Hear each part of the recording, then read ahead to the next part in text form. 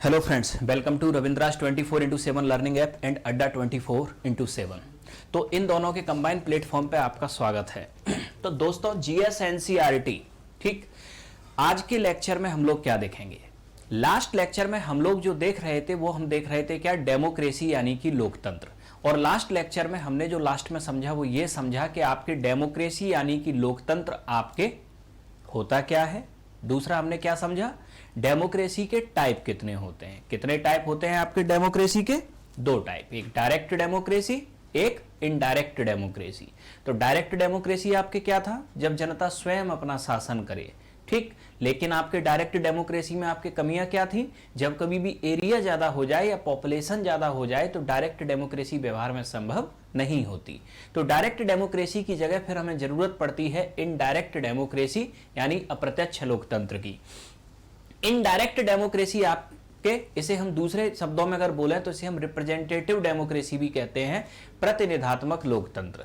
तो प्रतिनिधात्मक लोकतंत्र की अगर हम बात करें, रिप्रेजेंटेटिव डेमोक्रेसी, ठीक, तो प्रतिनिधात्मक लोकतंत्र में आपके होता क्या है कि जब जनता अपने चुने गए प्रतिनिधियों के द्वारा स्वयं के ऊपर शासन करे तो इसे कहते हैं हम क्या, रिप्रेजेंटेटिव डेमोक्रेसी या इनडायरेक्ट डेमोक्रेसी।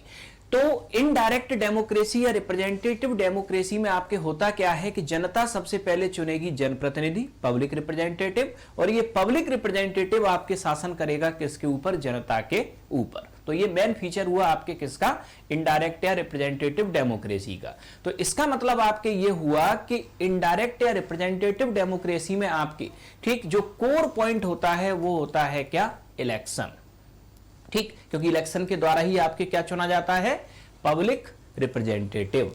तो आज हम सबसे पहले तो ये समझते हैं कि इलेक्शन ये होता क्या है, ठीक है। इलेक्शन की आपके मेथड्स क्या होती हैं, ठीक है, कितने प्रकार के होते हैं इलेक्शन, और आपके इलेक्शन की मेथड या प्रोसेसेस क्या हो सकती हैं। तो आज का हमारा टॉपिक इलेक्शन यानी कि चुनाव।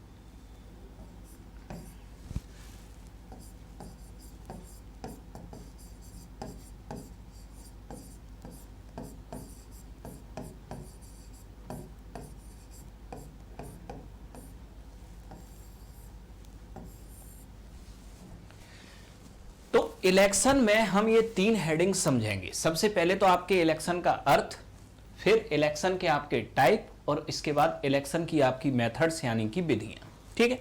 तो सबसे पहले आपके इलेक्शन का अर्थ, इलेक्शन हम कहते किसे हैं।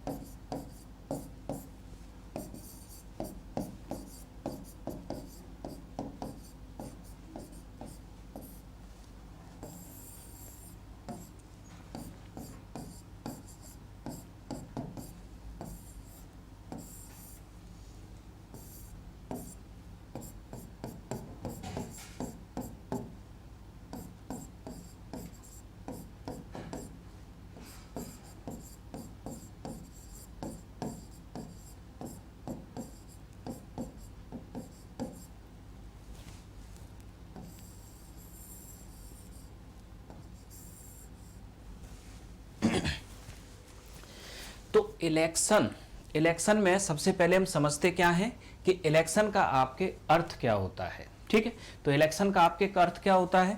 इलेक्शन का आपके अर्थ होता है ट्रांसफर ऑफ सॉवर्निटी, यानी कि अपनी संप्रभुता का हस्तांतरण। ठीक, या दूसरे शब्दों में कहें आपके तो transfer of decision making power, यानी कि अपनी निर्णय लेने की शक्ति का हस्तांतरण, यही कहलाता है आपके क्या? इलेक्शन। जब कभी भी आपके पब्लिक यानी कि आप, ठीक, किसी पब्लिक रिप्रेजेंटेटिव को आप इलेक्ट करोगे तो इसका मतलब यह हुआ कि आपने अपनी निर्णय लेने की शक्ति किसको ट्रांसफर कर दी? पब्लिक रिप्रेजेंटेटिव को ट्रांसफर कर दी। ठीक है, अब ये पब्लिक रिप्रेजेंटेटिव आपके ऊपर क्या करेगा? शासन, या आपके ऊपर शासन बनने के क्या बनाएगा? नियम। ठीक है, तो इलेक्शन का आपके जो सीधा सीधा सा आपके अर्थ है वो आपके क्या है? ट्रांसफर ऑफ सॉवर्निटी, यानी कि जब आप अपनी निर्णय लेने की शक्ति क्या कर दें? हस्तांतरित कर दें। तो इलेक्शन में जो बैलेट पेपर आपके होता है या ईवीएम जो मशीन होती है, आप जिस कैंडिडेट को वोट देते हो, इसका मतलब यह हुआ कि आपने अपनी ओर से निर्णय लेने के लिए उस कैंडिडेट को ऑथोराइज्ड कर दिया। ठीक है, सबसे पहले हमने ये देखा। अब आते हैं हम आगे।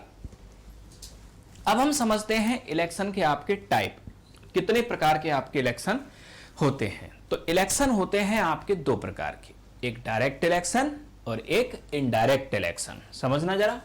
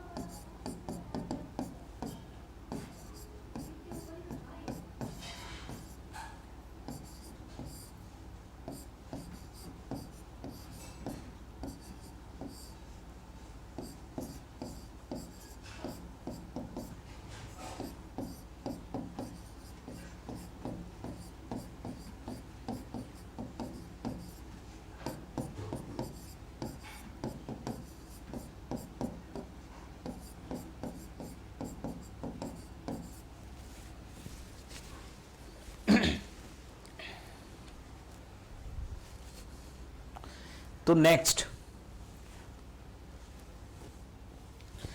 अब आगे हम समझते हैं इलेक्शन के आपके टाइप। ठीक है, तो इलेक्शन यानी कि आपके ये जो चुनाव है ये आपके कितने प्रकार के होते हैं? 2 प्रकार के। ठीक, पहला डायरेक्ट इलेक्शन और दूसरा इनडायरेक्ट इलेक्शन, प्रत्यक्ष चुनाव और अप्रत्यक्ष चुनाव। अब यहां हम डायरेक्ट और इनडायरेक्ट इलेक्शन में डिफरेंशिएशन देखते हैं, क्या अंतर होता है। ठीक, तो डायरेक्ट इलेक्शन आपके होता क्या है कि जब जनता स्वयं अपना प्रतिनिधि चुने, यानी कि पीपुल इलेक्ट देयर रिप्रेजेंटेटिव। ठीक, तो आपके जब जनता स्वयं अपना प्रतिनिधि का चुनाव करे तो ये प्रोसेस कहलाती है डायरेक्ट इलेक्शन। ठीक, जैसे कि आप गांव में सरपंच का चुनाव होता है तो उसे वोट देते हैं, डायरेक्ट इलेक्शन। ठीक, नगर पालिका का चुनाव होता है, आप पार्षद को वोट देते हैं, डायरेक्ट इलेक्शन। लोकसभा के एमपी का इलेक्शन होता है, जनता डायरेक्ट चुनती है, तो डायरेक्ट इलेक्शन। ठीक, इसके अलावा आपके विधायक का चुनाव या एमएलए का इलेक्शन होता है, जनता स्वयं वोट देती है, तो डायरेक्ट इलेक्शन। ठीक है, अब इसके बाद में नेक्स्ट आगे हम देखते हैं इनडायरेक्ट इलेक्शन। इनडायरेक्ट इलेक्शन वह इलेक्शन होता है जहां जनता स्वयं अपना प्रतिनिधि ना चुने। जब जनता स्वयं अपना प्रतिनिधि ना चुने तो फिर यहां चुनेगा कौन? ठीक, तो अब यहां हम देखते हैं कि जैसे कि आपके पब्लिक जनता चुनाव करती है एमएलए का यानी विधायक का, तो यहां जनता ने स्वयं अपना प्रतिनिधि चुना है, तो ये डायरेक्ट इलेक्शन। लेकिन जब जनता के चुने गए प्रतिनिधि दूसरे जनप्रतिनिधियों का चुनाव करें तो ये मेथड कहलाएगी इनडायरेक्ट इलेक्शन। जैसे कि राज्यसभा एमपी, राज्यसभा एमपी का इलेक्शन पब्लिक नहीं करती। ठीक, कौन करता है? राज्यों के विधायक, और राज्यों के विधायकों को कौन चुनता है? पब्लिक। ठीक है, तो यहां आपके डायरेक्ट और इनडायरेक्ट इलेक्शन क्लियर हुआ। डायरेक्ट इलेक्शन का मतलब जब जनता डायरेक्ट वोट दे, और इनडायरेक्ट इलेक्शन का मतलब जनता डायरेक्ट वोट ना दे। ठीक है, तो अब आपके इनडायरेक्ट इलेक्शन और किस किस के लिए होता है? जैसे कि आपके प्रेसिडेंट, क्या जनता वोट देती है? नहीं देती। ठीक, तो जहां कहीं भी आपसे पूछा जाए कि डायरेक्ट इलेक्शन कौन सा होता है, इनडायरेक्ट इलेक्शन कौन सा होता है, तो सीधा सीधा सा देखना, अगर आप उस इलेक्शन के लिए वोट दे सकते हो या उस प्रतिनिधि के लिए वोट दे सकते हो उसके चुनाव के लिए, तो वो डायरेक्ट है, और अगर आप वोट नहीं दे सकते तो वो इनडायरेक्ट है। जैसे कि जब लोकसभा एमपी का इलेक्शन होगा, क्या वोट आप दे सकते हो? हाँ, दे सकते हो, तो ये डायरेक्ट इलेक्शन। राज्यसभा एमपी का जब इलेक्शन होगा, क्या आप वोट दे सकते हो? नहीं दे सकते, तो इनडायरेक्ट इलेक्शन। ठीक है, तो इलेक्शन आपके कितने प्रकार का हुआ? 2 प्रकार का, direct election and indirect election. अब हम आते हैं आपके इलेक्शन की आपकी मेथड्स। ठीक है, चुनाव की अब हम क्या समझे? विधियां समझे। देखते हैं जरा।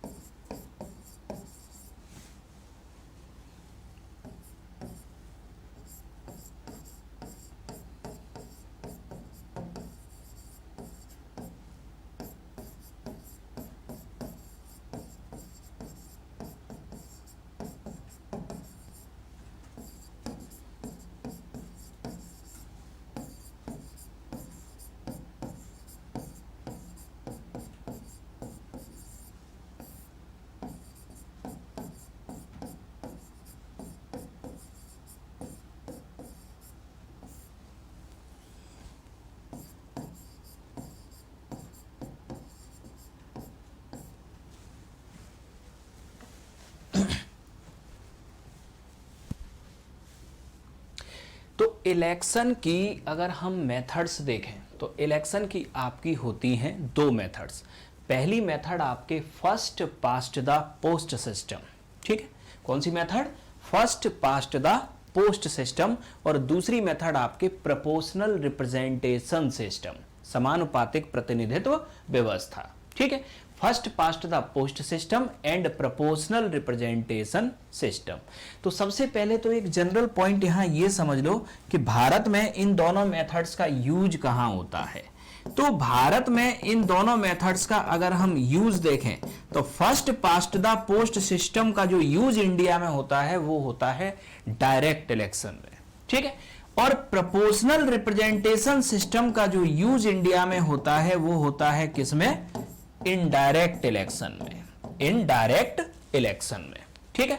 तो भारत में डायरेक्ट इलेक्शन में जो मेथड यूज की जाती है वो first past the post system, और इनडायरेक्ट इलेक्शन में जो मेथड यूज की जाती है वो प्रोपोर्शनल रिप्रेजेंटेशन सिस्टम, ठीक है। अब एक एक करके हम समझ लें कि मेथड्स आपकी है क्या। तो सबसे पहले first past the post system, ये मेथड देखें हम।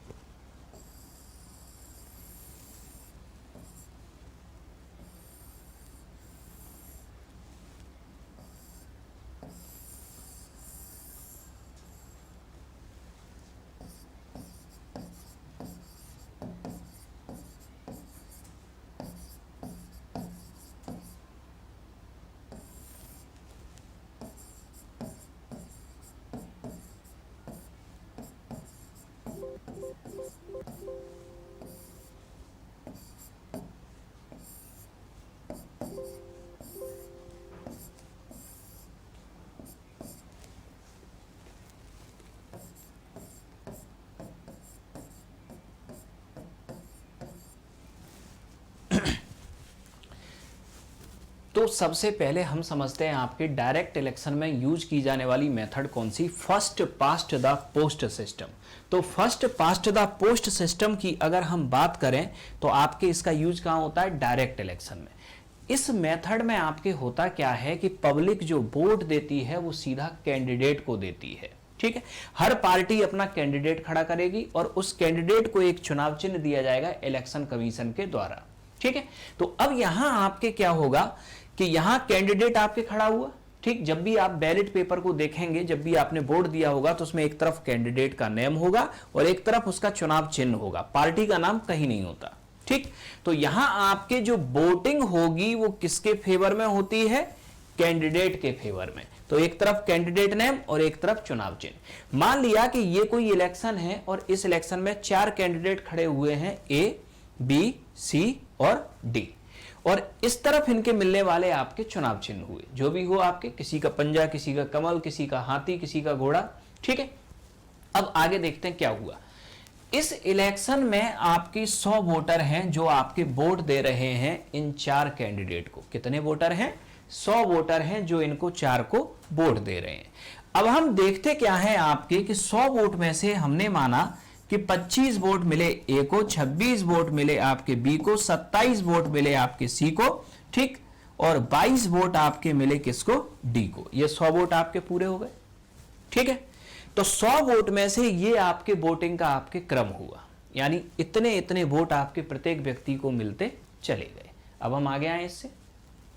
अब आगे हम यहां देखते क्या है कि जब वोटों की काउंटिंग हुई तो हमने देखा कि ए को 25 मिले, बी को 26 मिले, सी को 27 मिले और डी को 22 मिले। तो डाले गए वैलिड वोटों में से सबसे ज्यादा वोट किसे मिले, सबसे ज्यादा वोट किसे मिले, सी। तो इस सी को डिक्लेयर कर दिया जाएगा विजेता, विन, ठीक। तो यहां हमने आपके देखा क्या कि डाले गए वैलिड वोटों में से जिस कैंडिडेट को सबसे ज्यादा वोट मिलते हैं उसी को आपके विजेता घोषित कर दिया जाता है, ठीक है। तो यहां आपने देखा क्या कि जिस कैंडिडेट को डाले गए वैलिड वोट में से सबसे ज्यादा वोट मिले उसी को आपके विजेता घोषित कर दिया गया, ठीक। यह आपने देखा। अब हम यहां आपके देखते क्या है, ठीक, बड़ा इजी सा आपकी चुनाव प्रणाली है ये तो, ठीक है, कि आपने क्या किया, सीधा वोटर से आपने चुनाव चिन्ह पर टिक लगवा लिया और बस काउंटिंग की और खत्म। तो इसका मतलब अगर इसका हम फायदा देखें तो बड़ी सिंपल इलेक्शन मेथड है ये, सरल सी, ठीक है। सिर्फ वोट डलवाओ और वोट गिनो, ठीक है। अब दूसरा देखें आपके, तो इस मेथड में आपके क्या है कि ये आपके बड़ी सरल चुनाव मेथड है और जल्दी पूरी आपके हो जाएगी। कैसे पूरी हो जाएगी, जल्दी, ठीक। अब आगे आते हैं हम इससे और आगे। अब यहां अगर इसकी हम लिमिटेशंस को देखने की कोशिश करें, यानी इसकी सीमाओं को समझें इस मेथड की, तो क्या है, आप यहां ये देखना कि यहां सी विजेता तो घोषित हो गया, ठीक है, लेकिन इसको वोट कितने मिले हैं, 27। क्या ये सी बहुसंख्यक जनता का प्रतिनिधित्व करता है? डेमोक्रेसी के अंदर आपके बहुसंख्यक शब्द आपके 50% + 1 पे जाके लगता है।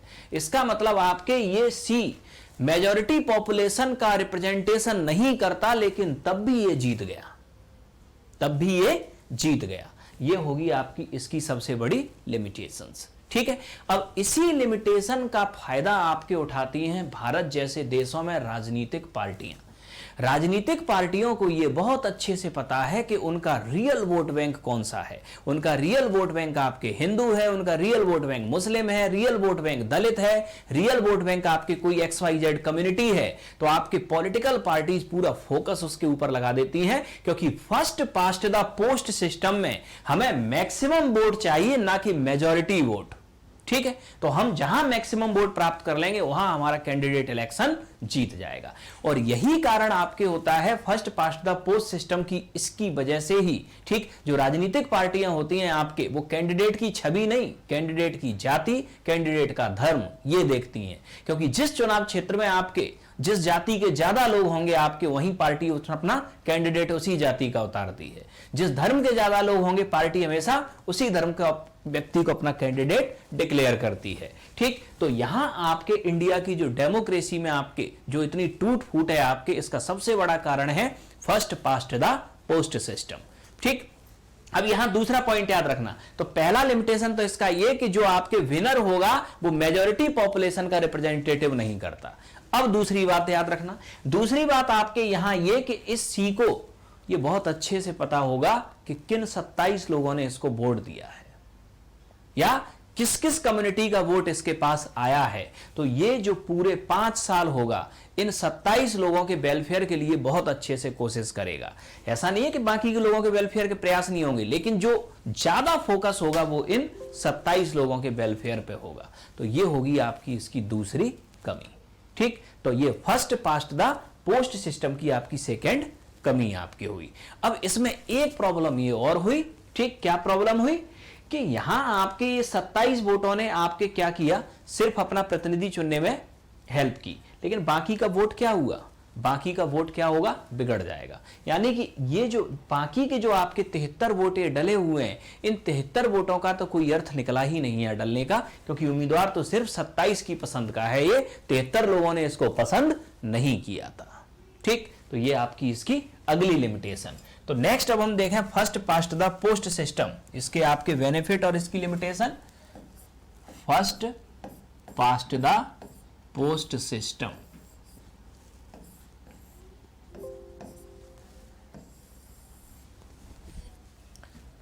तो इसका हमने बेनिफिट देखा, ये क्या देखा हमें,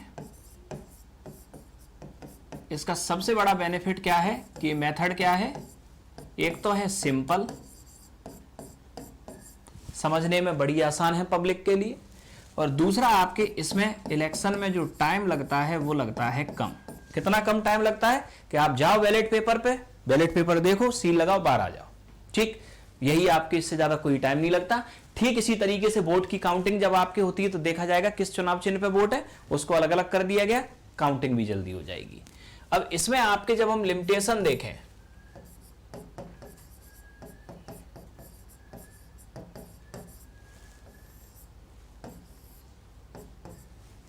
तो लिमिटेशन पहली तो यह है कि जो जीतने वाला कैंडिडेट है,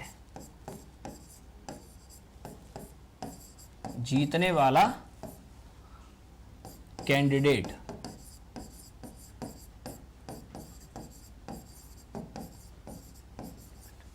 मेजॉरिटी की पसंद नहीं है, यानी कि ये बहुसंख्यकों की पसंद, मेजॉरिटी जनता की पसंद नहीं है, मेजॉरिटी जनता की पसंद या लाइक नहीं है।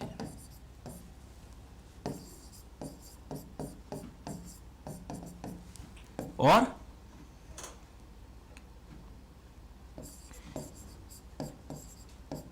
ज्यादातर लोगों के वोटों का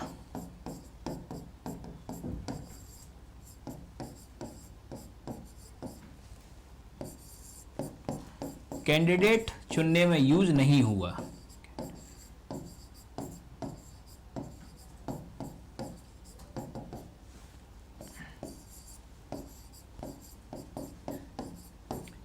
यानी कि आपने यहां देखा क्या कि यहां आपके जो ये कैंडिडेट है ये आपके सिर्फ 27 वोट से जीता, 73 वोट तो आपके बेकार चले गए, इनका कोई योगदान नहीं है इस कैंडिडेट को चुनने में। और चूंकि ये सी सिर्फ 27 लोगों की पसंद है, मेजॉरिटी जनता की ये पसंद ही नहीं है। ठीक है, ये हो गई आपकी इसकी कमियां। तो ये हमने सबसे पहला मेथड देखा, first past the post system. अब हम आते हैं इससे आगे। अब नेक्स्ट हम आपके इलेक्शन की जो अगली मेथड देखते हैं वो देखते हैं आपके कौन सी, प्रोपोर्शनल रिप्रेजेंटेशन सिस्टम। इसका मेथड का यूज भारत में किया जाता है इनडायरेक्ट इलेक्शन में। तो सेकंड मेथड,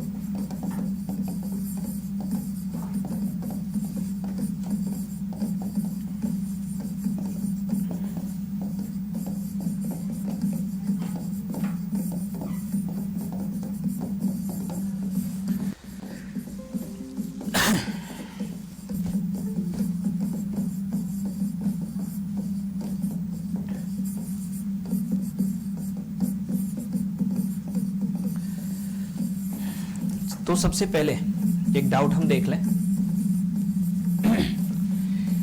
ये क्वेश्चन पूछा है किसी पर्सन ने कि सी को ये 27 वोट मिले, हम कैसे आपके काउंट कर सकते हैं? तो कैसे काउंट किया? 100 वोट आपके हुए हैं, 100 वोटों की आपकी काउंटिंग होगी, ठीक है, उससे हमने वोट काउंट किया। लेकिन ये किन 27 ने दिए हैं ये हम काउंट नहीं कर सकते, ना ये हम बता सकते, ठीक। यानी कि आपके जो वोटिंग आपके होती है, वोटिंग हमेशा होता है सीक्रेट वैलिड। सीक्रेट वैलिड का मतलब कि आपने किस कैंडिडेट को वोट दिया है ये कभी पता नहीं चलता, ठीक। यानी कि कोई भी आपके ये जान नहीं सकता, ये ध्यान रखना, ठीक। अब आते हैं इसके बाद एक डाउट हम देख लें। अब नेक्स्ट अब हम आगे देखते हैं अगली जो आपके मेथड है कि सी को ये 27 वोट मिले, प्रोपोर्शनल रिप्रेजेंटेशन सिस्टम कैसे काउंट किया? तो प्रोपोर्शनल रिप्रेजेंटेशन सिस्टम की अगर हम बात करें, उससे हमने वोट समानुपातिक प्रतिनिधित्व 27 ने दिए। पहले तो ये देखें कि समानुपातिक प्रतिनिधित्व व्यवस्था आप बता सकते हैं क्या, ठीक। यानी कि समानुपातिक प्रतिनिधित्व व्यवस्था में आपके कैसे होता है इलेक्शन, तो समझना चाहिए। सीक्रेट प्रोपोर्शनल रिप्रेजेंटेशन सिस्टम में आपके हम करते क्या है कि पूरे देश को या पूरे राज्य को सबसे पहले हम चुनाव क्षेत्रों में बांट के सीटों का निर्धारण करते हैं। अब आपसे पहले सीटों का निर्धारण कर लेते हैं से आपके तात्पर्य के। अब नेक्स्ट हम आगे हुआ आपके अगली जो आपके मेथड है राज्य, हमने सबसे पहले विधायिका की सीटों का निर्धारण कर लिया यहाँ। तो राज्य है तो इसकी लेजिस्लेटिव सीटें कितनी सीटें होंगी और देश है तो इसकी समानुपातिक के लिए कितनी सीटें होंगी। पहले तो ये हम सबसे पहले क्या करते हैं कि मान लिया कि हमने यहाँ लेजिस्लेटिव में सीट्स का निर्धारण कर लिया, कैसे होता है 100 सीट, तो समझना चाहिए ये सीट्स बना। सीक्रेट प्रोपोर्शनल रिप्रेजेंटेशन दूसरा क्वेश्चन आपकी करके आया कि पूरे देश को ये 100 सीट आपकी होगी। सबसे पहले तो चुनाव क्षेत्रों में बांट। अब यहाँ ये 100 सीट के लिए कितने लोग आपकी वोटिंग देंगे, वोटर कितने हो सकते हैं? नेक्स्ट हम आगे हुआ आपकी 100% ही वोटर हो सकते हैं। सबसे ज्यादा तो आपकी सीटों का निर्धारण कर लिया यहाँ, तो वोटर आपसे मिल नहीं सकते। सबसे पहले अगर हम देखें आपके तो ये आपके 100 सीट्स हुई और 100 सीट्स के लिए आपके जो वोटर हुए 100% आपकी वोट कैसे होता है 100 सीट, तो समझना चाहिए ये सीट्स बना। सीक्रेट प्रोपोर्शनल रिप्रेजेंटेशन दूसरा क्वेश्चन आपकी करके आया कि पूरे देश को ये 100 सीट आपकी होगी। सबसे पहले तो चुनाव क्षेत्रों में बांट के आते हैं। तो हमने यहाँ क्या देखा कि जो सीट्स हुई आपकी 100 सीट और 100 सीट के लिए आपके जो वोटर होंगे आपके वो कितने 100%, ठीक है। अब यहाँ आपके प्रोपोर्शनल रिप्रेजेंटेशन सिस्टम में आपके सबसे पहले क्या किया गया, पूरे देश को आपके सबसे पहले सीटों का निर्धारण कर दिया गया। 100 सीट क्या देखा हमने यहाँ आपके वोटर में 100 सीटें हमने मान ली और इन 100 सीटों के लिए जो वोटर होंगे वो कितने होंगे 100%।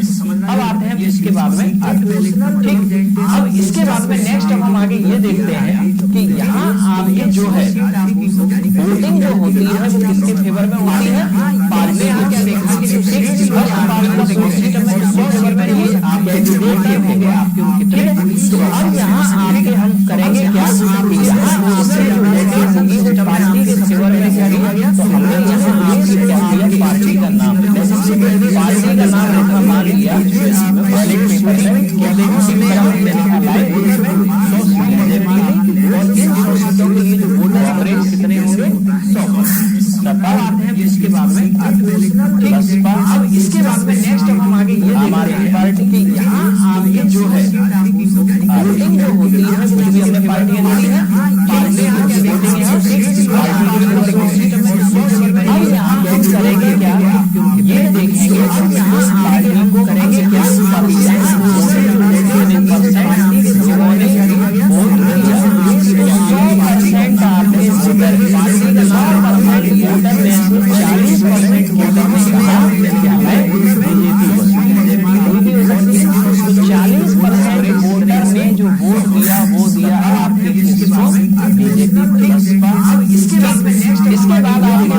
20% वोटर ने वोट दिया है इसको कांग्रेस।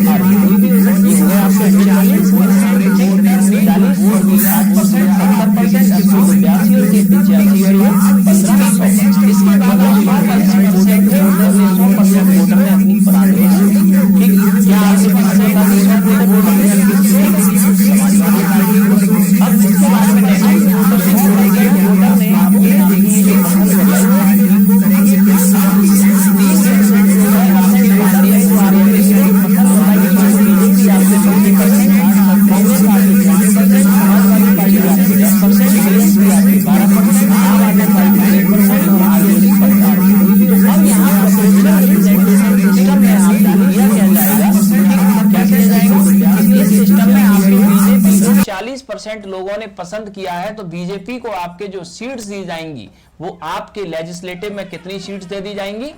40 सीट। ठीक, कांग्रेस को जो आपके सीट दी जाएंगी 20 सीट, समाजवादी पार्टी को आपके 10 सीट, बसपा को आपके 12 सीट, आम आदमी पार्टी को आपके 3 सीट, आरजेडी को आपके 15 सीट। ठीक है, तो 100 सीटों का आपके जो निर्धारण किया गया वो आपके इस तरह से निर्धारण कर लिया गया। अब हम अगर प्रोपोर्शनल रिप्रेजेंटेशन सिस्टम, ठीक, प्रोपोर्शनल रिप्रेजेंटेशन सिस्टम की अगर हम कमी को देखें, ठीक है, तो यहां आपके कमी और आपके इसके बेनिफिट क्या हैं। प्रोपोर्शनल रिप्रेजेंटेशन सिस्टम का आपके ये जो बेनिफिट है वो सबसे बड़ा आपके बेनिफिट क्या है, वो ये है कि इसमें एक भी वोटर का जो वोट है वो आपके बेकार नहीं गया, पहली चीज है। ठीक, यहां आपके जिस वोटर ने आपके जिस पार्टी को आपके पसंद किया है वो पार्टी आपके अपना कैंडिडेट वहां बिठाएगी, पहली चीज तो ये, किसी का भी वोट बेकार नहीं गया। दूसरी चीज आपके ये कि यहां आपके जो प्रतिनिधित्व है वो प्रपोर्शन के आधार पे है। ठीक, तो कोई भी आपके ऐसा कैंडिडेट यहां नहीं होगा जो बहुत कम जनता को प्रतिनिधित्व करते हुए भी वहां उनकी तरफ से डिसीजन ले। लेकिन आपके इसकी जो कमी है वो आपके ये है कि ये जो मेथड है थोड़ी सी कॉम्प्लेक्स यानी जटिल है और टाइम टेकिंग आपके ये मेथड है। ठीक है, यानी कि ये आपके कॉम्प्लेक्स यानी कि जटिल है और टाइम टेकिंग आपके मेथड है। तो यहां आपके जरा डिटेल में एक बार समझना। ठीक, साउंड क्लियर आ रहा है? अब सबसे पहले तो बताओ साउंड क्लियर आ रहा है?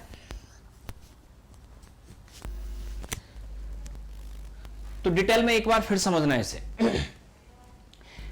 तो सबसे पहले proportional representation system, PRS, proportional representation system, इस मेथड में हम करते क्या हैं?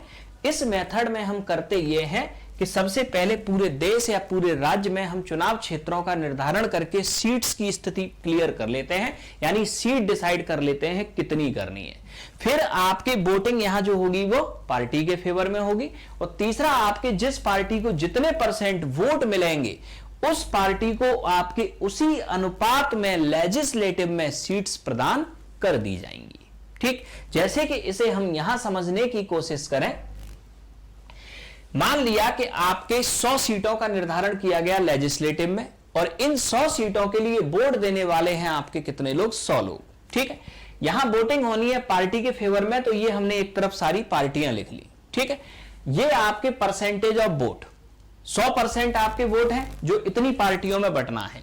तो मान लिया कि 40% जनता की पसंद है बीजेपी, 20% जनता की पसंद है कांग्रेस, 10% जनता की पसंद है सपा, 12% जनता की पसंद है बीएसपी, 3% जनता की पसंद है आम आदमी पार्टी, और 15% जनता की पसंद है आरजेडी। ठीक है, तो अब यहां हम करते क्या है, जिस पार्टी को जितने % वोट मिले हैं उस पार्टी को उतने ही % सीट्स हम प्रदान कर देते हैं। ठीक, तो आपके बीजेपी को कितने % वोट मिले हैं? 40%। ठीक, तो इसको कितनी सीटें देनी है हमें? 40% सीट। टोटल सीट कितनी है? 100 का 40%, 40 सीट। ठीक, कांग्रेस को 20% जनता ने पसंद किया है तो इसको 20% सीट यानी 20। सपा को 10% जनता ने पसंद किया है, इसका मतलब इसको 10% सीट यानी 10, इसको 12 सीट, इसको 3 सीट, इसको 15 सीट। ठीक, तो इसमें फायदा क्या हुआ?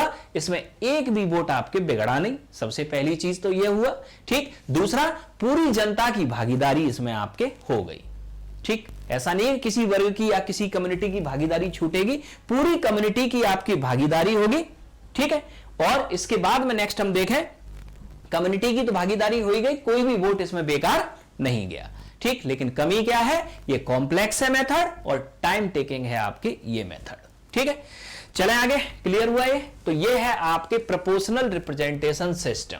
ठीक, तो भारत में आपके इनडायरेक्ट इलेक्शन में इस मेथड का आपके यूज होता है।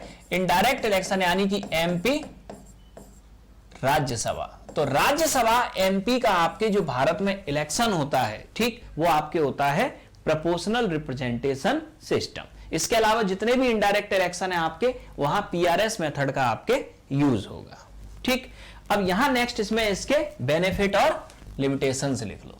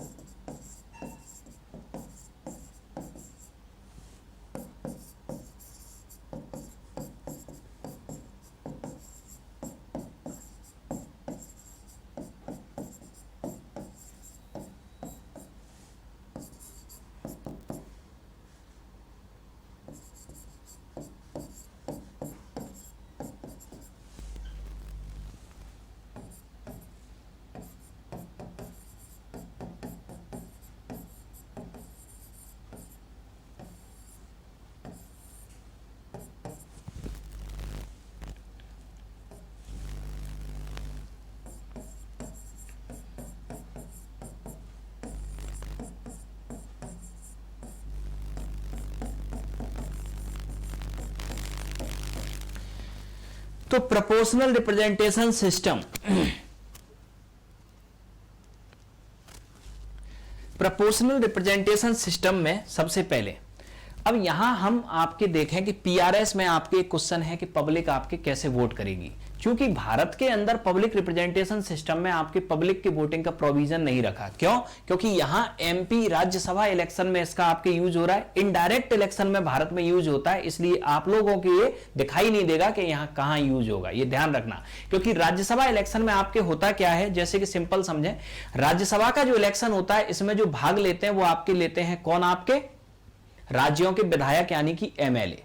ठीक है, यानी कि आपके जिस राज्य की विधानसभा में जिस पार्टी के जितने परसेंट एमएलए होंगे उस पार्टी को राज्यसभा में उतनी ही सीटें प्रदान कर दी जाएंगी। ठीक, तो भारत में चूंकि डायरेक्ट इलेक्शन में इस मेथड का यूज नहीं होता, इसलिए आप कभी इस मेथड को यहां देख नहीं पाएंगे कि पब्लिक इसमें कैसे पार्टिसिपेट करेगी। ठीक है, यह याद रखना। अब आते हैं इसके बाद में आगे।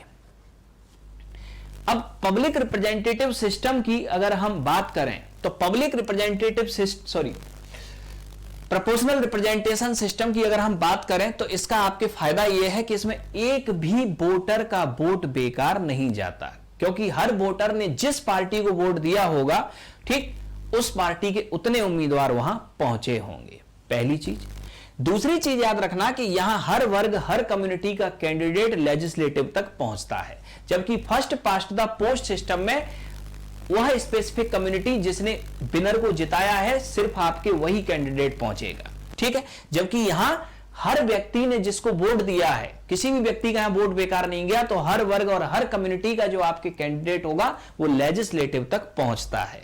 यही अब हम आपके ये देखें, इसकी जो लिमिटेशन है वो आपके ये इतनी लिमिटेशन है कि एक तो आपके ये कॉम्प्लेक्स है और दूसरा इसमें आपके टाइम ज्यादा लगता है। ठीक, तो आपको सिंपली सिर्फ इतना समझना है। ठीक, एक बार ब्रीफ में अगर हम और देखें इन दोनों सिस्टम्स को, तो first past the post system, सबसे पहले first past the post system देखें। इसका यूज डायरेक्ट इलेक्शन में होता है, डायरेक्ट इलेक्शन में होता है, और डायरेक्ट इलेक्शन वो होता है जहां जनता वोट देती है, इसलिए इसका यूज आपको पता है। एमएलए का इलेक्शन, लोकसभा एमपी का इलेक्शन, ग्राम पंचायत का इलेक्शन, यहां हर जगह आप वोट देते हो। और इसको समझना इसलिए आपके लिए आसान है कि यहां सिंपल एक बैलेट पेपर या ईवीएम होगा, इसमें एक तरफ कैंडिडेट का नाम और एक तरफ चुनाव चिन्ह। ठीक, ये हुआ। आपको जिसको वोट देना है उसके चुनाव चिन्ह पे आप या तो सील लगा दोगे या ईवीएम पे बटन दबा दोगे। ठीक, first past the post system में आपके जो वोटिंग होगी वो कैंडिडेट के फेवर में होगी। निर्धारण आपके जीतने हारने का कैसे होगा?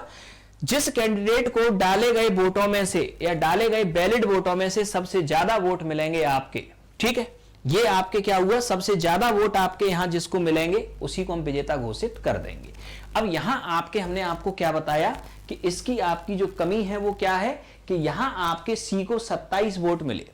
ठीक है, सी को 27 वोट मिले तो आपके सी को 27 वोट आपके जो मिले हैं तो सी जीत तो गया, लेकिन ये मेजॉरिटी जनता का प्रतिनिधित्व नहीं करता। पहली चीज तो ये। अब दूसरी चीज आपके ये कि ये सी आपके इन 27 लोगों की वजह से जीता है। ठीक, अब हालांकि हम वोट देख के तो नहीं बता सकते किन 27 ने आपके वोट दिया है इसको, लेकिन यहां आपके होगा क्या कि मान लिया कि कैंडिडेट मुस्लिम धर्म का है तो वो गैस कर सकता है कि मुस्लिमों ने उसे वोट दिया ही होगा। कैंडिडेट मान लिया आपके यादव है तो वो गेट कर सकता है आपके कि यादवों ने तो वोट उसे दिया ही होगा। ठीक, तो यहां सामान्यतः हम ये गैस कर सकते हैं कि 27 लोग हो कौन से सकते हैं, 100% गैस कोई नहीं कर सकता। ठीक, ये ध्यान रखना। तो यहां आपके ये जो सी होगा, ठीक है, ये माइनॉरिटी का रिप्रेजेंटेशन कर रहा है एक तरीके से। ठीक, यहां दूसरी कमी क्या है, ये बाकी के वोट आपके बेकार चले जाएंगे। ठीक, बस फायदा क्या है कि प्रोसेस सरल है और आपके क्या है, टाइम इसमें कम लगता है। अब इसके बाद में नेक्स्ट, अब आगे समझना दूसरी प्रोसेस अब हम देखें। अब नेक्स्ट सेकेंड प्रोसेस आपकी आती है पब्लिक प्रोपोर्शनल रिप्रेजेंटेशन सिस्टम, समानुपातिक प्रतिनिधित्व व्यवस्था। समानुपातिक प्रतिनिधित्व व्यवस्था की अगर हम बात करें आपके, ठीक है, तो यहां आपके क्या होगा कि पूरे देश को एक चुनाव यानी कि चुनाव क्षेत्र में बांट के यहां सीटों का निर्धारण कर लिया गया। ठीक, अब यहां आपके मान लिया कि कोई 100 वोटर हैं, 100 वोटर हैं या 100% वोटर हैं। 100% वोटर में से आपके होगा क्या कि यहां जो आपकी वोटिंग होगी वो पार्टी के फेवर में होगी। ठीक है, अब मान लिया 100% वोट डालने हैं, 40% लोगों ने कहा कि हमें बीजेपी पार्टी पसंद है। ठीक, तो यहां परसेंटेज वोट तो काउंट हो सकता है। ठीक, कि किन 40% लोगों ने बीजेपी को वोट दिया है। ठीक है, 40% जनता ने बीजेपी को चूज किया है। ठीक, 20% जनता ने कांग्रेस को चूज किया, 10% जनता ने समाजवादी पार्टी को चूज किया। ठीक, इसी तरीके से आगे चूज हुए। तो प्रोपोर्शनल रिप्रेजेंटेशन सिस्टम में आपके हो क्या रहा है, जिस पार्टी को जितने परसेंट आपके वोट मिला है उस पार्टी को उतने ही आपके प्रपोर्शन में सीट्स दे दी जाएंगी विधायिका में। जैसे कि बीजेपी को 40% वोट मिला है तो इसे 40 सीट दे दी जाएंगी। अब ध्यान रखना यहां, अब ये 40 सीट बीजेपी को मिल गई। अब ये 40 सीट बीजेपी को आपके मिल गई तो अब ये 40 उम्मीदवार कौन होंगे ये जनता निर्धारित नहीं करेगी, अब ये करेगी आपकी पार्टी कि पार्टी किसको टिकट देके वहां उतार रही है। जैसे कि फॉर एग्जांपल आपने देखा, एक एग्जांपल देखें, भारत में इसका उपयोग होता है राज्यसभा इलेक्शन में। ठीक है, राज्यसभा इलेक्शन में आपकी जनता वोट नहीं देती, राज्यों के विधायक वोट देते हैं।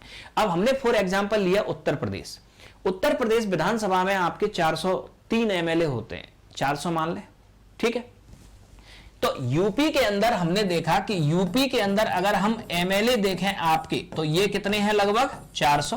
और यूपी के अंदर हम राज्यसभा सीट देखें तो ये आपके तकरीबन कितनी है, 31। इनको हम मान लें कितना, लगभग 30। ठीक है, तो यहां आपके देखना वोट कौन दे रहा है, ये एमएलए। सीट्स कितनी है, 30। तो जिस पार्टी के जितने ज्यादा एमएलए यहां होंगे उसकी उसी प्रपोर्शन में सीट्स राज्यसभा में चली जाएंगी। जैसे कि प्रेजेंट में आपके यूपी के अंदर सबसे ज्यादा आपके एमएलए हैं किसके, बीजेपी के। ठीक है, तो राज्यसभा के अंदर सबसे ज्यादा जो सीट्स भरी जाएंगी यूपी से वो किसकी भरी जाएंगी, बीजेपी की। जो प्रपोर्शन आपके होगा उस आधार पर मान लिया आपके कि बीजेपी के आपके 40% आपके एमएलए हैं। ठीक है, या 50% एमएलए हैं या 60% एमएलए। 400 में से मान लिया हमने 60% एमएलए बीजेपी के हैं, तो 30 सीटों में से 60% सीट यानी कि 18 सीट ये सिर्फ बीजेपी की भरी जाएंगी राज्यसभा के अंदर। ये होता है आपके किस मेथड में, प्रोपोर्शनल रिप्रेजेंटेशन सिस्टम मेथड में। यहां याद रखना, क्योंकि आपको ये व्यवहार में इसलिए दिखाई नहीं पड़ रही क्योंकि आप डायरेक्ट इस मेथड से जुड़े नहीं हैं। ठीक है, क्योंकि इसका जो उपयोग हो रहा है वो इनडायरेक्ट इलेक्शन में आपके होता है। ठीक है, यह हुआ। अब पीआरएस की अगर हम बात करें तो इसका बेनिफिट क्या है कि किसी भी आपके वोटर का वोट खराब नहीं हुआ और यहां हर वर्ग हर कम्युनिटी का आपके जो कैंडिडेट होगा वो लेजिस्लेटिव आपके या विधायिका में पहुंच जाएगा। लिमिटेशन, कॉम्प्लेक्स मेथड है और टाइम टेकिंग है। तो ये होती है आपकी पब्लिक रिप्रेजेंटेशन सिस्टम। तो ये हमने आपके देखा इलेक्शन आपके यहां तक। अब हम नेक्स्ट आगे आते हैं। तो लास्ट क्लास में हम लोग जो देख रहे थे वो आपके ये देख रहे थे। ठीक, क्या देख रहे थे कि डेमोक्रेसी के अंदर आपके डेमोक्रेसी का अर्थ क्या होता है, डेमोक्रेसी का टाइप क्या होता है, डेमोक्रेसी में इलेक्शन क्या होता है।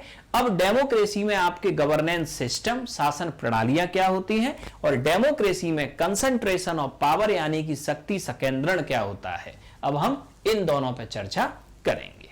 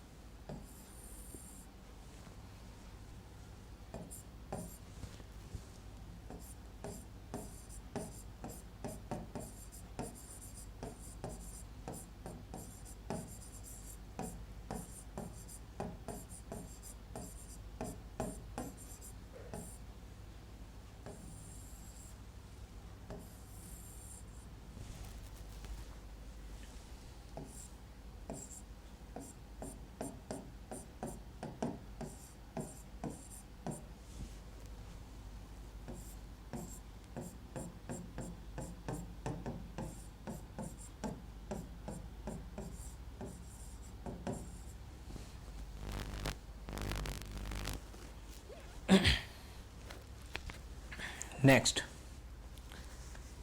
तो आगे अब हम आते हैं आपके डेमोक्रेसी यानी कि आपके लोकतंत्र। तो डेमोक्रेसी में अब हम ये समझते हैं आपके कि गवर्नेंस सिस्टम यानी कि शासन प्रणाली आपके कितने प्रकार की होती है। ठीक है, तो डेमोक्रेसी के अंदर आपके जो गवर्नेंस सिस्टम यानी कि शासन प्रणालियां हैं ये आपके होती हैं दो प्रकार की। कौन कौन सी आपके दो प्रकार की? पहला आपके प्रेसिडेंशियल सिस्टम और दूसरा आपके पार्लियामेंट्री सिस्टम। ठीक है, प्रेसिडेंशियल सिस्टम यानी कि अध्यक्षीय शासन व्यवस्था और पार्लियामेंट्री सिस्टम यानी कि संसदीय शासन व्यवस्था। ठीक है, अब यहां समझना, प्रेसिडेंशियल सिस्टम अध्यक्षीय शासन व्यवस्था आपके, ठीक, या राष्ट्रपतीय शासन प्रणाली, ठीक, इसे देखें आपके ये क्या होता है, और पार्लियामेंट्री सिस्टम ये क्या होता है। या तो किसी देश में प्रेसिडेंशियल सिस्टम होगा या फिर किसी देश में पार्लियामेंट्री सिस्टम होगा। तो लोकतंत्र के अंदर इन दोनों में से किसी एक शासन प्रणाली के आधार पर शासन किया जाता है किसी देश के अंदर। आते अब हम आगे। प्रेसिडेंशियल सिस्टम का सबसे बेस्ट एग्जांपल याद रखना यूनाइटेड स्टेट्स ऑफ अमेरिका, और पार्लियामेंट्री सिस्टम का सबसे बेस्ट एग्जांपल याद रखना यूके या इंडिया। दोनों के अंदर पार्लियामेंट्री सिस्टम है। तो अब इन दोनों को हम समझें कि आपके इन दोनों प्रणालियों में आपके होता क्या है। समझना जरा इसे।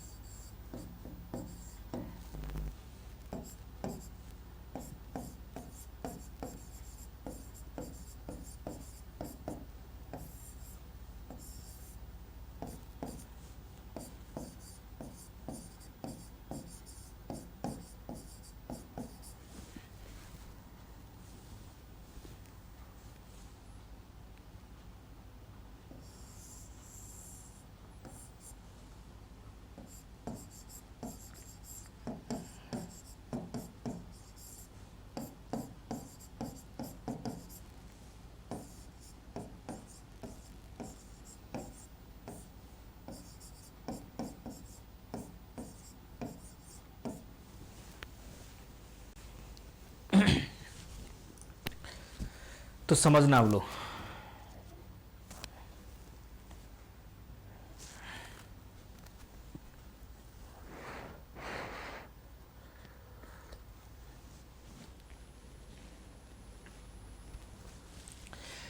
तो हम लोग आपके देख रहे हैं क्या, डेमोक्रेसी के अंदर आपके गवर्नेंस सिस्टम यानी कि शासन प्रणाली। ठीक है, तो शासन प्रणाली में हमने आपको बताया कि किसी देश में या तो प्रेसिडेंशियल सिस्टम हो सकता है और या फिर आपके पार्लियामेंट्री सिस्टम हो सकता है। तो क्या होते हैं आपके ये दो सिस्टम। तो प्रेसिडेंशियल सिस्टम, क्या प्रेसिडेंशियल सिस्टम होता है समझना। प्रेसिडेंशियल सिस्टम आपके एक ऐसा सिस्टम है जो आपके सेपरेशन ऑफ पावर यानी कि शक्ति पृथक्करण के सिद्धांत पर आधारित होता है। ठीक है, प्रेसिडेंशियल सिस्टम आपके कौन सा सिस्टम है, जो सेपरेशन ऑफ पावर यानी कि शक्ति पृथक्करण के सिद्धांत पर आधारित होता है। ठीक, वहीं आपके पार्लियामेंट्री सिस्टम एक ऐसा सिस्टम है जो कॉलिजन ऑफ पावर यानी कि शक्ति संलयन के सिद्धांत पर आधारित होता है। अब हम यहां देखें कि प्रेसिडेंशियल सिस्टम क्या होता है और आपके पार्लियामेंट्री सिस्टम क्या होता है, दोनों को समझें अब जरा हम। तो प्रेसिडेंशियल सिस्टम जो शक्ति पृथक्करण के सिद्धांत पर आधारित हो, और शक्ति पृथक्करण यानी कि सेपरेशन ऑफ पावर का कंसेप्ट ये कहता है कि सरकार के जो ये तीनों अंग हैं, लेजिस्लेटिव, एग्जीक्यूटिव और जुडिशरी, ये तीनों एक दूसरे से अलग अलग हों। ठीक है, ये तीनों अंग एक दूसरे से इंडिपेंडेंट होने चाहिए। ठीक, लेजिस्लेटिव हो अलग, एग्जीक्यूटिव हो अलग और जुडिशरी हो अलग। लेजिस्लेटिव का कोई मेंबर एग्जीक्यूटिव का मेंबर ना हो और एग्जीक्यूटिव का कोई मेंबर लेजिस्लेटिव का मेंबर ना हो। प्रेसिडेंशियल सिस्टम का सबसे बेस्ट एग्जांपल है आपके यूएसए। यूएसए के अंदर शक्ति पृथक्करण की व्यवस्था या सेपरेशन ऑफ पावर के कंसेप्ट का आपके पूरा ध्यान रखा गया है। कैसे आपके पूरा ध्यान रखा गया है, वहां आपके यूएसए के अंदर लेजिस्लेटिव को हम कहते हैं कांग्रेस और वहां एग्जीक्यूटिव होता है प्रेसिडेंट। प्रेसिडेंट और इसकी काउंसिल का कोई भी व्यक्ति ये कांग्रेस का सदस्य नहीं होता और कांग्रेस का आपके कोई भी सदस्य एग्जीक्यूटिव का पार्ट नहीं होता। यानी वहां कांग्रेस है अलग और प्रेसिडेंट का आपके सिस्टम या एग्जीक्यूटिव है अलग। पहली चीज तो आपकी ये हुई। ठीक है, अब आते हैं हम इसके बाद आगे। पार्लियामेंट्री सिस्टम आपके वह सिस्टम है जो कॉलिजन ऑफ पावर यानी कि शक्ति संलयन के सिद्धांत पर आधारित होता है। इसका मतलब आपके ये कि यहां पार्लियामेंट्री सिस्टम में लेजिस्लेटिव और एग्जीक्यूटिव दोनों मर्ज हो जाती हैं। लेजिस्लेटिव और एग्जीक्यूटिव दोनों मर्ज हो जाती हैं। ठीक है, ये ध्यान रखना। अब नेक्स्ट, अब हम आगे देखते हैं कि ये आपने देखा यहां तक लेजिस्लेटिव और एग्जीक्यूटिव दोनों मर्ज हो गई आपके। तो यहां आपके अब आगे समझना कि पार्लियामेंट्री सिस्टम, आपके इंडिया का एग्जांपल लें, यहां क्या होता है। पार्लियामेंट्री सिस्टम में आपके ये गवर्नमेंट, लेजिस्लेटिव, एग्जीक्यूटिव और जुडिशरी। लेजिस्लेटिव को भारत में हम कहते हैं पार्लियामेंट यानी कि संसद। संसद के दो सदन होते हैं, राज्यसभा और लोकसभा। राज्यसभा उच्च सदन, लोकसभा निम्न सदन। एग्जीक्यूटिव आपके टेम्परेरी और परमानेंट में डिवाइड हुई। एक आपके टेम्परेरी एग्जीक्यूटिव जिसे काउंसिल ऑफ मिनिस्टर कहते हैं, दूसरा परमानेंट एग्जीक्यूटिव जिसे ब्यूरोक्रेसी कहते हैं। अब यहां समझना कि भारत के अंदर आपके लोकसभा में जिस पार्टी की मेजोरिटी है, मतलब लोकसभा में आपके 545 सीट होती हैं, जिस पार्टी के पास 545 में से आपके मैक्सिमम सीटें यानी 50% प्लस 1, ठीक, वो पार्टी बनाती है यहां टेम्परेरी एग्जीक्यूटिव यानी कि काउंसिल ऑफ मिनिस्टर। इसका मतलब आपके क्या हुआ कि ये जो काउंसिल ऑफ मिनिस्टर के आपके ये जो सदस्य हैं, ये लेजिस्लेटिव के भी सदस्य हैं। यानी कि आपके काउंसिल ऑफ मिनिस्टर आपके ये ड्वेल ड्यूटी यहां परफॉर्म करेगी। यानी कि प्रत्येक मंत्री जब अपने ऑफिस में होगा तब ये होगा एग्जीक्यूटिव, और यही मंत्री जब आपके पार्लियामेंट में बैठेगा तब ये होगा लेजिस्लेटिव। यानी कि यहां एक व्यक्ति कानून भी बना रहा है और एक व्यक्ति कानून को लागू भी कर रहा है। दोनों चीजें आपने देखी, यानी कि एक व्यक्ति आपके कानून भी बना रहा है और एक व्यक्ति कानून को लागू भी कर रहा है। ठीक है, ये देखा। जबकि यहां कानून बनाने वाली संस्था है अलग और कानून को लागू करने वाली संस्था है अलग। दोनों में अंतर समझ में आया? ठीक है, तो यहां अब हम आपके देखते क्या है। ठीक है, अब इसके बाद में तो ये क्लियर हुआ आपके। ठीक, तो अब यहां हम आपके देखते क्या है कि आपके प्रेसिडेंशियल सिस्टम शक्ति पृथक्करण के सिद्धांत पर आधारित और पार्लियामेंट्री सिस्टम आपके कॉलिजन ऑफ पावर यानी शक्ति संलयन, यानी कि यहां लेजिस्लेटिव और आपके एग्जीक्यूटिव में कॉलिजन हो गया यानी संलयन हो गया, यानी दोनों जुड़ गई। अब दोनों को अब आगे नेक्स्ट आगे समझना।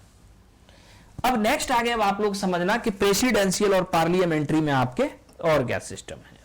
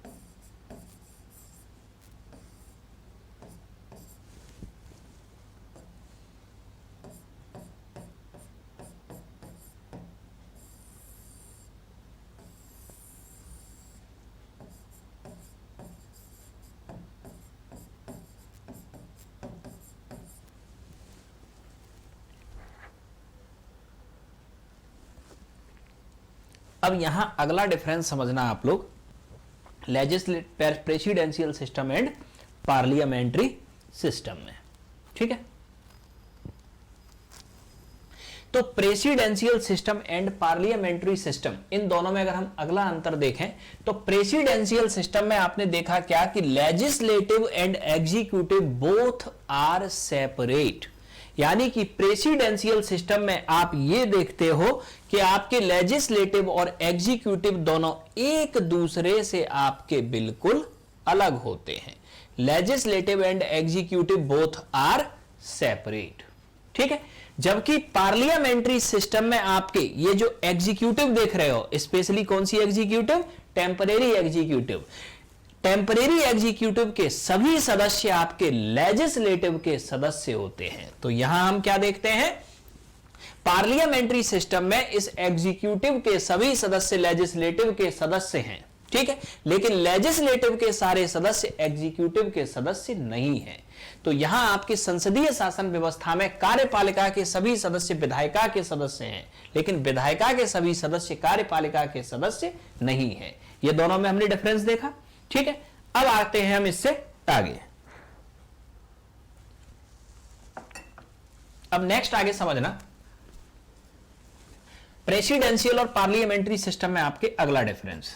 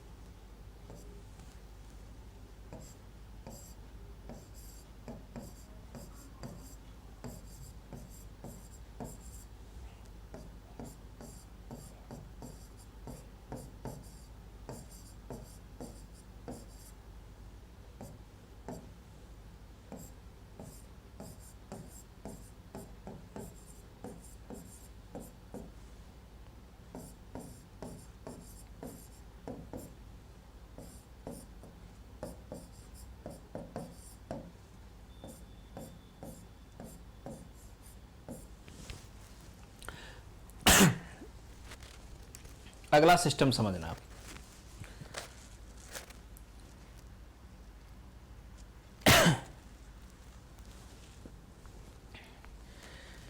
किसी भी देश के अंदर आपके एक व्यक्ति होता है डी जूरे हेड यानी कि नाम मात्र का प्रधान, ठीक, और एक व्यक्ति होता है आपके डी फैक्टो हेड यानी कि आपके वास्तविक प्रधान, ठीक। तो अब हम ये देखते हैं कि डी जूरे हेड यानी कि नाम मात्र का प्रधान किसे कहते हैं और डी फैक्टो हेड यानी कि वास्तविक प्रधान किसे कहते हैं। तो डी जूरे हेड यानी कि नाम मात्र का प्रधान, किसी देश में वह व्यक्ति जिसके नाम पर उस देश का शासन चलाया जाता हो, ठीक है, किसी देश में वह व्यक्ति जिसके नाम पर उस देश का शासन चलाया जाता हो, उस व्यक्ति को कहते हैं उस देश में डी जूरे हेड यानी कि नाम मात्र का प्रधान, ठीक है। तो डी जूरे हेड किसी भी कंट्री का थ्योरेटिकल हेड होता है। क्या होता है? थ्योरेटिकल हेड, ठीक है। अब नेक्स्ट आगे समझना। अब de facto head, de facto head आपके वह व्यक्ति होता है, डी फैक्टो हेड आपके कौन व्यक्ति होता है? डी फैक्टो हेड आपके वह व्यक्ति होता है जिसके या जो व्यक्ति उस देश के शासन को चलाने के निर्णय लेता है, जो व्यक्ति उस देश के शासन को चलाने के निर्णय लेता है। दोनों में अंतर समझना। डी जूरे हेड जिसके नाम पर शासन चलाया जाता है, डी फैक्टो हेड जो शासन को चलाने के निर्णय लेता है। अब आपके प्रेसिडेंशियल सिस्टम में डी जूरे हेड और de facto head single person होता है और यह पर्सन होता है प्रेसिडेंट। लेकिन पार्लियामेंट्री सिस्टम में आपके डी जूरे हेड अलग पर्सन होता है और डी फैक्टो हेड अलग पर्सन होता है, ठीक है। पार्लियामेंट्री सिस्टम में आपके देश के शासन को चलाया किसी और के नाम पे जाता है और उस शासन को चलाने के निर्णय कोई और लेता है, ठीक। तो दोनों में हमने आपके डिफरेंस क्या देखा कि पार्लियामेंट्री सिस्टम के अंदर नाम मात्र का प्रधान और वास्तविक प्रधान ये दोनों व्यक्ति आपके बिल्कुल अलग अलग होते हैं, ठीक। जैसे कि अगर हम इंडिया की बात करें तो इंडियन कॉन्स्टिट्यूशन के आर्टिकल 53 में आपके ये कहा गया है कि ऑल पावर ऑफ यानी कि all power of union executive is vested in president, यानी कि संघ की समस्त कार्यपालिका शक्तियां राष्ट्रपति में आपके निहित हैं, ठीक है। और आर्टिकल 78 आपके कहता है कि संघ सरकार के समस्त कार्य राष्ट्रपति के नाम पर किए जाएंगे। इसका मतलब यह हुआ कि भारत के अंदर जो डी जूरे हेड है वो है आपके कौन? प्रेसिडेंट, ठीक है। डी जूरे हेड प्रेसिडेंट आपके हुआ। वही इंडियन कॉन्स्टिट्यूशन का आर्टिकल 74 आपके कहता है कि president exercise his all power and duties on advice of council of minister, यानी कि राष्ट्रपति अपने समस्त कार्य एवं शक्तियों का निर्वाह मंत्री परिषद की सलाह पर करेगा। इसका मतलब आपके यह हुआ कि भारत के अंदर जो डी फैक्टो हेड है वो है काउंसिल ऑफ मिनिस्टर, और काउंसिल ऑफ मिनिस्टर की जगह पे निर्णय कौन लेगा? पीएम, क्योंकि पीएम आपके कौन होता है? काउंसिल ऑफ मिनिस्टर का हेड। ठीक, तो हमने यहां आपके देखा क्या? हमने यहां आपके देखा ये, ठीक, कि डी जूरे हेड आपके भारत में प्रेसिडेंट और डी फैक्टो हेड आपके कौन? Council of minister. अब आगे समझना, ये दोनों क्लियर हुआ? ठीक, डी जूरे हेड और डी फैक्टो हेड। अब इसके बाद में नेक्स्ट, अब अगला अंतर इन दोनों में देखना, प्रेसिडेंशियल सिस्टम और पार्लियामेंट्री सिस्टम में।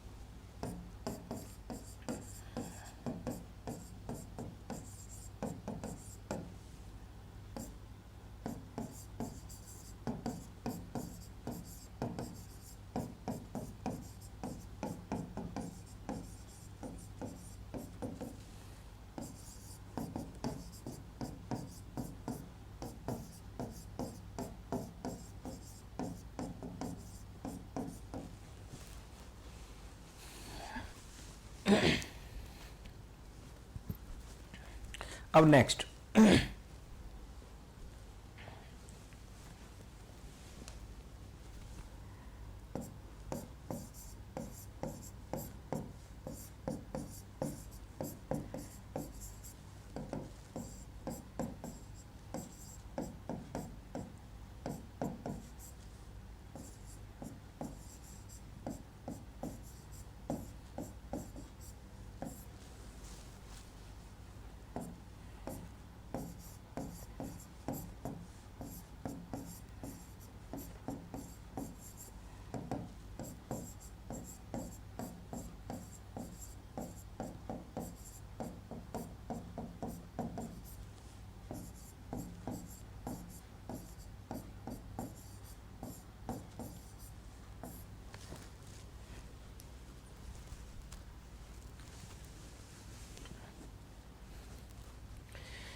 तो अब आपके प्रेसिडेंशियल सिस्टम और पार्लियामेंट्री सिस्टम में कुछ और आपके इसके पॉइंट समझते हैं। प्रेसिडेंशियल सिस्टम में अगर हम अगला पॉइंट आपके देखें तो प्रेसिडेंशियल सिस्टम में जो एग्जीक्यूटिव होती है इसकी स्टेबिलिटी ज़्यादा होती है, जबकि पार्लियामेंट्री सिस्टम में एग्जीक्यूटिव यानी कि कार्यपालिका की स्टेबिलिटी कम होती है। कैसे समझना, ये आपने देखा आपके प्रेसिडेंशियल सिस्टम। प्रेसिडेंशियल सिस्टम में आपके एग्जीक्यूटिव आपके है कौन? प्रेसिडेंट। ठीक है, तो प्रेसिडेंट आपको पता है कि अमेरिका में प्रेसिडेंट का जो आपके कार्यकाल आपके होता है ये होता है कितना? 4 साल। ठीक है, एग्जीक्यूटिव यहां प्रेसिडेंट हुआ। ठीक, तो इसका मतलब यह है कि अमेरिका में आपके प्रेसिडेंट या एग्जीक्यूटिव की जो स्टेबिलिटी है वो बहुत ज्यादा है। इसका मतलब यह कि 4 साल से पहले आपके यहां प्रेसिडेंट को हटाना लगभग असंभव है। अमेरिका के इतिहास में आपके आज तक कोई भी प्रेसिडेंट वहां हटाया नहीं गया। यानी कि हमने यहां देखा क्या कि प्रेसिडेंशियल सिस्टम में आपके स्टेबिलिटी ज्यादा है, किसकी? एग्जीक्यूटिव की। अब आते हैं हम पार्लियामेंट्री सिस्टम में। पार्लियामेंट्री सिस्टम में एग्जीक्यूटिव यानी कि आपके temporary executive council of minister. Parliamentary system में ये काउंसिल ऑफ मिनिस्टर सिर्फ तभी तक सत्ता पे बनी हुई है जब तक यहां लोकसभा में इसका बहुमत है। अगर लोकसभा में इसकी मेजोरिटी कम हो जाए, ठीक, यानी कि इसके अगेंस्ट अगर नो कॉन्फिडेंस मोशन यानी कि अविश्वास प्रस्ताव पास हो जाए तो ये काउंसिल ऑफ मिनिस्टर आपके कभी भी गिराई जा सकती है। ठीक, तो यहां याद रखना, इंडिया के अंदर काउंसिल ऑफ मिनिस्टर की कोई भी टर्म यानी कि कार्यकाल नहीं होता। यहां कार्यकाल किसका होता है? सिर्फ मेंबर ऑफ पार्लियामेंट का। ठीक, यहां सिर्फ काउंसिल ऑफ मिनिस्टर तभी तक अपने पद पे है जब तक यहां लोकसभा में इसका बहुमत है। जिस दिन लोकसभा में बहुमत खत्म हुआ, ये खत्म। तो इसका मतलब क्या हुआ कि यहां आपके जो प्रेसिडेंशियल सिस्टम है यहां स्टेबिलिटी कार्यपालिका की ज्यादा होती है और पार्लियामेंट्री सिस्टम में स्टेबिलिटी कम होती है। ठीक है, अब दूसरा समझना, प्रेसिडेंशियल सिस्टम में रेस्पॉन्सिबिलिटी कम है जबकि पार्लियामेंट्री सिस्टम में रेस्पॉन्सिबिलिटी ज्यादा है। यह हुआ। ठीक है, समझना अब इससे क्या तात्पर्य है। अब यहां प्रेसिडेंशियल सिस्टम में आपके होता क्या है कि यहां एग्जीक्यूटिव है अलग और लेजिस्लेटिव है अलग। प्रेसिडेंशियल सिस्टम में लेजिस्लेटिव एग्जीक्यूटिव में आपके हस्तक्षेप नहीं करेगी और एग्जीक्यूटिव लेजिस्लेटिव में हस्तक्षेप नहीं करेगी। तो यहां आपके क्या है कि प्रेसिडेंट आपके कुछ भी यहां जो करता है उसे अपनी हर बात का जवाब लेजिस्लेटिव में नहीं देना। यानी कि यहां प्रेसिडेंट आपके कोई भी निर्णय ले सकता है, आपके किसके अंदर? अपने देश के अंदर कोई भी निर्णय ले सकता है। ठीक है, अब यहां आप आगे समझना, तो यहां चूंकि प्रेसिडेंट आपके लेजिस्लेटिव से बिल्कुल अलग डिसीजन ले रहा है, यानी इसके पास पावर्स आपके बहुत हैं। ठीक है, तो यहां आपके इसको प्रेसिडेंट को यहां कांग्रेस में जवाब नहीं देना, इसलिए इसकी रेस्पॉन्सिबिलिटी कंपैरेटिवली कम है। वहीं जब हम आपके पार्लियामेंट्री सिस्टम में आते हैं तो पार्लियामेंट्री सिस्टम में ये जो काउंसिल ऑफ मिनिस्टर है इसके सभी सदस्य लेजिस्लेटिव के सदस्य होते हैं और जब काउंसिल ऑफ मिनिस्टर के सदस्य लेजिस्लेटिव में आपके बैठेंगे तो काउंसिल ऑफ मिनिस्टर के हर सदस्य को अपनी हर बात का जवाब लेजिस्लेटिव में देना है। ठीक, और चूंकि इन्हें अपनी हर बात का जवाब लेजिस्लेटिव में आपके देना है तो इनकी रेस्पॉन्सिबिलिटी ज्यादा होती है। तो पार्लियामेंट्री सिस्टम में आपकी रेस्पॉन्सिबिलिटी ज्यादा होती है और आपके प्रेसिडेंशियल सिस्टम में रेस्पॉन्सिबिलिटी कम होती है। ठीक है, अब हमने यहां देखा क्या, तो प्रेसिडेंशियल सिस्टम में आपके क्या होगा? रेस्पॉन्सिबिलिटी कम है और पार्लियामेंट्री सिस्टम में रेस्पॉन्सिबिलिटी ज्यादा है। अब दूसरा समझना है, यहां अगला फीचर। अब अगला फीचर हम यहां देखते हैं कि यहां जो आपके काउंसिल ऑफ मिनिस्टर है ये प्रेसिडेंट के प्रति रेस्पॉन्सिबल है प्रेसिडेंशियल सिस्टम में और यहां पार्लियामेंट्री सिस्टम में ये आपके लेजिस्लेटिव यानी पार्लियामेंट के प्रति रेस्पॉन्सिबल है। अब इसका आपके क्या मतलब होता है ये समझ लो। यहां आपने देखा प्रेसिडेंशियल सिस्टम में प्रेसिडेंट अपनी काउंसिल ऑफ मिनिस्टर का निर्धारण करेगा, आपके 10, 20, 100, 50 जितने भी इसको मिनिस्टर रखने, ये अपने सारे मिनिस्टर्स का निर्धारण करेगा। ठीक, और जब ये चाहे तब ये सारे के सारे मिनिस्टरों को बाहर निकाल देगा। ठीक, एक साथ आपके सारे मिनिस्टरों को आपके रिजाइन मांग सकता है कौन? प्रेसिडेंट। यानी कि यहां मिनिस्टर अगर सारे हटाने हैं तो यहां कांग्रेस से कोई भी अनुमति इसको प्रेसिडेंट को लेने की जरूरत नहीं है। लेकिन वहीं अगर भारत के अंदर काउंसिल ऑफ मिनिस्टर को हटाना है तो ये प्रेसिडेंट नहीं कर सकता। इंडिया में भारत के अंदर काउंसिल ऑफ मिनिस्टर पूरी तभी बर्खास्त की जा सकती है जब आपके क्या हो जाए? लोकसभा में अविश्वास प्रस्ताव पारित हो जाए। यानी कि यहां पूरी की पूरी काउंसिल ऑफ मिनिस्टर रेस्पॉन्सिबल है लोकसभा यानी कि पार्लियामेंट या लेजिस्लेटिव के प्रति। ठीक, तो प्रेसिडेंशियल सिस्टम में काउंसिल ऑफ मिनिस्टर रेस्पॉन्सिबल होती है प्रेसिडेंट के प्रति और पार्लियामेंट्री सिस्टम में काउंसिल ऑफ मिनिस्टर रेस्पॉन्सिबल होती है पार्लियामेंट के प्रति। ठीक, या लोकसभा के प्रति या लेजिस्लेटिव के प्रति। ठीक, ये दोनों में आपके बेसिक डिफरेंस हुआ। अब यहां आप देखना, ये क्वेश्चन हुआ, अब इसके बाद में नेक्स्ट जो आपको समझना है वो आपको ये समझना है कि प्रेसिडेंशियल सिस्टम और पार्लियामेंट्री सिस्टम का आपके इनका बेस्ट फीचर। वैसे तो ये सारे फीचर प्रेसिडेंशियल सिस्टम के हैं, लेकिन अगर सबसे बेस्ट फीचर प्रेसिडेंशियल सिस्टम का आपके अगर पूछा जाए तो प्रेसिडेंशियल सिस्टम का जो सबसे बेस्ट फीचर है वो है आपके स्टेबिलिटी, यानी कि स्थायित्व। ठीक है, प्रेसिडेंशियल सिस्टम का सबसे बेस्ट फीचर क्या है आपके स्टेबिलिटी। अब पार्लियामेंट्री सिस्टम की अगर हम बात करें तो वैसे तो सारे फीचर ये पार्लियामेंट्री सिस्टम के हैं, लेकिन पार्लियामेंट्री सिस्टम का सबसे बेस्ट फीचर है आपके रेस्पॉन्सिबिलिटी। कौन सा है? रेस्पॉन्सिबिलिटी। अब हम आते हैं इससे आगे। ठीक है, अब दूसरा समझना। अब क्वेश्चन आपके दूसरा ये आता है कि प्रेसिडेंशियल सिस्टम और पार्लियामेंट्री सिस्टम दोनों की अब हम तुलना करें, बड़े साधारण तरीके से समझें। तो प्रेसिडेंशियल आपके सिस्टम में अगर हम देखें, ठीक है, प्रेसिडेंशियल सिस्टम में देखें तो इसमें आपके शक्ति पृथक्करण के सिद्धांत का पूरा पालन हो रहा है। लेजिस्लेटिव अपना कार्य अलग कर रही है और एग्जीक्यूटिव अपना कार्य अलग कर रही है, तो दोनों अपना अपना कार्य करने में बेहतर आपके क्या होंगे? दक्ष होंगे। तीसरा आपके इसमें क्या है कि यहां कार्यपालिका को स्टेबिलिटी पूरी आपके प्राप्त है। ठीक, यह हुआ, ये आपके इसके क्या हुई? इसकी अच्छाइयां हुई, लेकिन इसकी कमियां आपके ये है कि यहां चूंकि एग्जीक्यूटिव को या कार्यपालिका को आपके कार्यकाल की स्थिरता मिली हुई है, तो यहां इसकी निरंकुशता बढ़ सकती है और निरंकुशता बढ़ने से इसका उत्तरदायित्व कम हो सकता है। ये आपके प्रेसिडेंशियल सिस्टम की खास बात है। वहीं पार्लियामेंट्री आपके सिस्टम देखें, ठीक है, एक इसमें पॉइंट और है। प्रेसिडेंशियल सिस्टम में नीतियां बनाने वाली संस्था अलग है और नीति लागू करने वाली संस्था अलग है। अगर इन दोनों के बीच में अगर सामंजस्य नहीं बैठा तो हो सकता है नीतियां बेहतर ढंग से लागू ना हो। ठीक, वहीं आपके पार्लियामेंट्री सिस्टम में आपके चूंकि कॉलिजन ऑफ पावर है, ठीक, यहां नीतियों का निर्माण एग्जीक्यूटिव ही कर रही है यहां बैठने के बाद में, तो इसका मतलब यहां नीति निर्माण में और नीति क्रियान्वयन में हमेशा समन्वय रहेगा। पहली चीज ये। दूसरा, यहां रेस्पॉन्सिबिलिटी ज्यादा है, ठीक, लेकिन यहां स्टेबिलिटी कम है।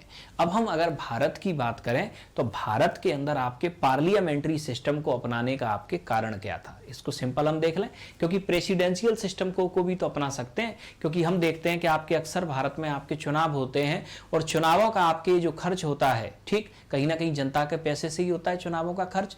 ठीक, तो प्रेसिडेंशियल सिस्टम हमने क्यों नहीं अपनाया और पार्लियामेंट्री सिस्टम हमने क्यों अपनाया? तो पहली चीज तो भारत जो था स्वतंत्रता के बाद आपके एक विकासशील देश था और ऐसे विकासशील देश में आपके यहाँ स्थायित्व से ज्यादा उत्तरदायित्व की जरूरत थी। किसकी जरूरत थी? उत्तरदायित्व की।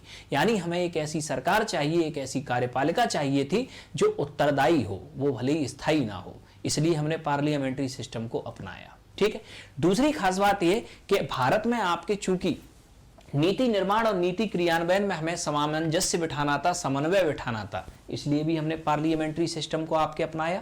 और तीसरी खास बात भारत में पार्लियामेंट्री सिस्टम को अपनाने की आपकी ये थी कि भारत के अंदर आपके जो अंग्रेज आए थे, अंग्रेजों ने पार्लियामेंट्री सिस्टम का डेवलपमेंट धीरे धीरे कर दिया था। ठीक, यानी भारत का जो नेतृत्व था वो पार्लियामेंट्री सिस्टम में कार्य करने में दक्ष हो चुका था। ठीक, क्योंकि भारत के अंदर आपके ब्रिटिश काल में आपके 1909, 1935, 1947 यानी कि धीरे धीरे जो आपके इलेक्शन होना शुरू हुए तो भारत का नेतृत्व आपके प्रशिक्षित हो चुका था पार्लियामेंट्री सिस्टम में कार्य करने के लिए।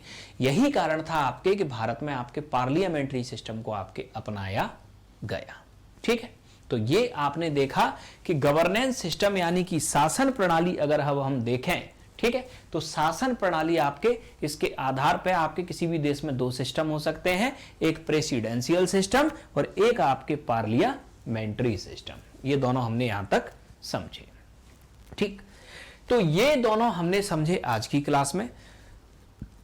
अब नेक्स्ट क्लास में हम लोग जो देखेंगे, ठीक, वो देखेंगे आपके कि डेमोक्रेसी के अंदर कंसंट्रेशन ऑफ पावर यानी शक्तियों का संकेंद्रण कहां होता है, शक्तियां केंद्र में स्थित हैं या शक्तियां राज्य में स्थित हैं। ठीक है, तो कंसंट्रेशन ऑफ पावर इसे हम लोग समझेंगे अपनी अगली क्लास में। ठीक, तो आज की क्लास में हम लोग यहीं तक करेंगे, बाकी का मिलते हैं कल। ठीक, thank you all of you. बाकी के आपके जो सवाल हैं उन सवालों का जवाब आपको कल की क्लास में मिल जाएगा।